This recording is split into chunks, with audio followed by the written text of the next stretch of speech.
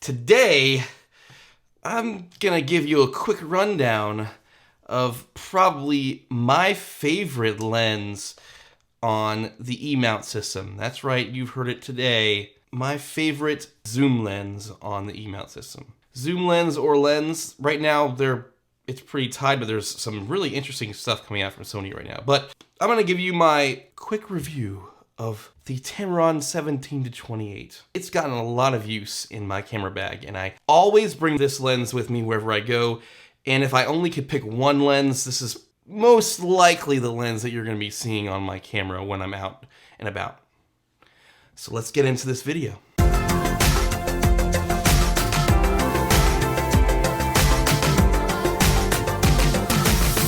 Well, I got this lens very soon after it came out. I quickly pre-ordered this bad boy right when that thing, was available at B&H, and I've had this lens now for like 6 months. I got it on July 29th. This lens is just so versatile, and I use it all the time. This lens is the one that is typically on my camera for my desk setup here. I shoot a lot of my YouTube videos either at 28 or 24 millimeters, depending on the video and how close I want to get to it.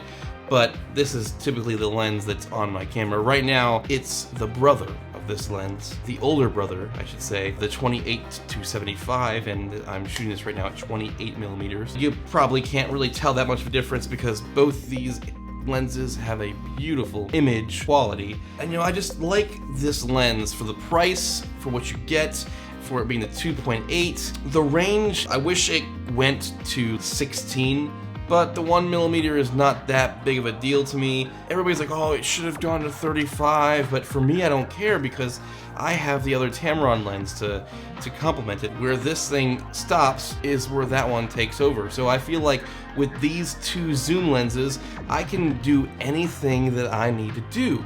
And that's what's really hard. We just got Sony releasing this awesome 20mm wide-angle prime lens that can go to 1.8. But for me to justify buying that, it's hard because this lens can be at 20 millimeters and at 2.8, so it's only one stop, of less light that can, hit the sensor on this lens, and 2.8 is usually all I ever need.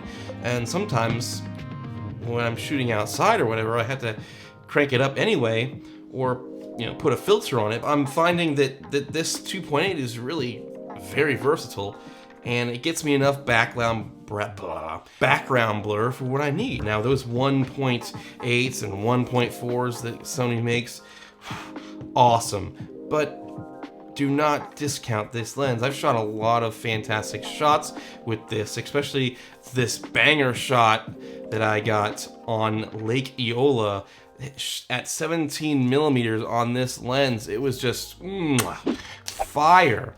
And because this can go to 2.8, you can get that nice low light without having to crank up the ISO a ton on my camera. And it's just wonderful. Man, it's so good. I took it with me to camera camp with my main vlogging lens. It does all my landscaping photography needs. I haven't started using it for real estate yet, but it can do that. It's a perfect gimbal lens because when you increase the zoom ring, nothing comes up at all. I mean, it's just boom. And just like the Tamron 28-75, this thing has a sweet close focusing distance. I mean, look at that. It's like right in front of the lens. And it's so good. Just so good. I mean, you might as well it's like a mini macro lens. I mean, look at that. Performance-wise for the 28-75 is pretty much identical with this thing. Their focusing distance is the same. I would love to see this next to the 24 1.4 by Sony. I want to say that this is a slight bit bigger, but you get a little bit more range out of it. But it's definitely lighter. It's not a G Master lens, so I could just throw it around. Woo! Yeah. Don't try this at home. I've shot some portrait photography with this with my kid. It's an all-around awesome lens, and it's so light. So I just leave it on my camera at all times. It's perfect for going to Disney. If you haven't seen my other videos on the focusing, I've done some crazy stuff where I've been dancing around while it tries to focus on me, and it does a really good job there. The lens hood is removable, and it's that wonderful 67mm filter thread. A lot of great lenses use the 67mm thread, so you could essentially get an ND filter and share it between all your lenses with this one. I don't know, it's the perfect size. It's not too fat, it's not too small, it's just got enough girth, and it is awesome. Let's go over some downsides.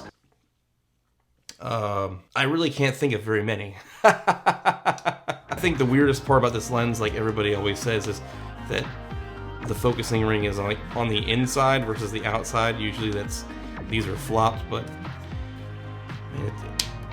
plastic build, but it's not like a cheap plastic. I feel like it's made to last, and you know, it's awesome. It's got, you know, the weather sealed ring around it. I mean, it's a great lens. Just take my word for it. It's a great lens. After 6 months with the lens, am I happy with it? Abso-stinkin'-lutely. I think I would prefer anybody to use this. You know, if you're wanting to stick with the Sony system, sure, you can get that new 20mm prime, and it's going to be as expensive as this lens, but you're not going to have the versatility of this lens. So that's one thing to consider. If you're trying to be a minimalist and try to get one lens to do it all, I mean, this is not going to do it all by any means. I find this does most of what I need to do. 24mm for that nice close-up B-roll handheld shots, 17 for your wide vlogging and landscape photography. You can even go into 28 for just a little bit more pull. And when you're in video mode, don't forget APS-C mode, and don't forget the digital zoom, because that is forgotten way too much, even by me, and it's a nice way to get just a little bit more out of your lens. But I'm getting a little bit off topic. This lens does work extremely well on the APS-C models. If you would like to see a video on that, my friend Joshua Munoz and I got together and shot with his A6400 and did a lot of test shots, testing the sharpness of this lens, testing the focusing out on this lens, and it was a fantastic video. Check that guy out, he does some really great stuff. He's been very busy lately with filming and doing a lot of production work, but it is a fantastic video nonetheless. You gotta check that out.